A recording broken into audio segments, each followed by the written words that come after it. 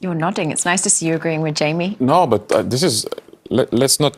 don't put words in my mouth. Oh, don't you put words in No. my mouth. I will always go for Mbappe.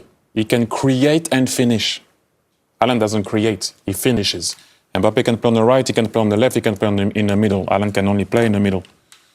Now, and I said it again, and I will say it, sorry. He, in his time at Man City, I'm convinced that he will have a game with 6 goals because of what Jamie said. So when he's going to get better and score maybe the odd free kick and penalty and those tap-ins, because Man City put the ball in the box, Ruben Dias was there. If you're there, you can score those tap-in.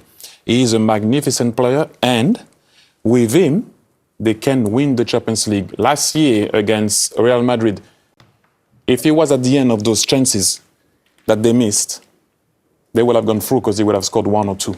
Yeah, now, Mbappe is still my vote. If you were, obviously you know Pep Guardiola well, and he's got other players who can do the things you're talking about, what would you be saying to... So you're his coach, let's say you're an assistant to Pep Guardiola, what would you be saying to Erling Haaland to take his game to another level, or is that just his job in this team? No, it is. And where I was nodding, because you were totally right there, when they're going to be in Europe against teams that sometimes will have the ball, and you would have that space, be careful, because he can run, comparing to other strikers that were maybe less mobile and have that type of game. So now, when you play for Man City, Gundogan scored 16. You know, if you look at De Bruyne, how many did he score last year? 18 to 17? 4 in one game. He could have had 5 at Wolverhampton, if you remember well. And that's only a midfielder. So it's too easy to play for Man City if you're Haaland? Not too easy, because you can't be too easy. That's his that's his job. It's not too easy. That's why I said he will score 6. If he stays there for a long time, he will do it in his time there. But I will still go for Mbappe. I will always go for the guy that can create and finish. You don't think, though, that at times people are going to put more attention on him? He's going to be able to hold the ball up and then get assists also? Right, but not he will. Eventually, he will. And when he starts adding that more to his game, that will never be his thing, though. Yeah. I don't personally think so. He's not here to try to see if he can go cute 1-2. We had an opportunity we didn't have it. But when the game calls for it, right? Well, but that's not his thing. And as you said, that's not what he's there for. You know, let Kevin De Bruyne have the assist. That's a different thing. If you isolate him as a player, I will repeat, I'd rather go with creating and finishing. Got it. Noted. Haaland fans, come on, where are you? Hey, we're here right here. You know, that was another great assist from Kevin De Bruyne.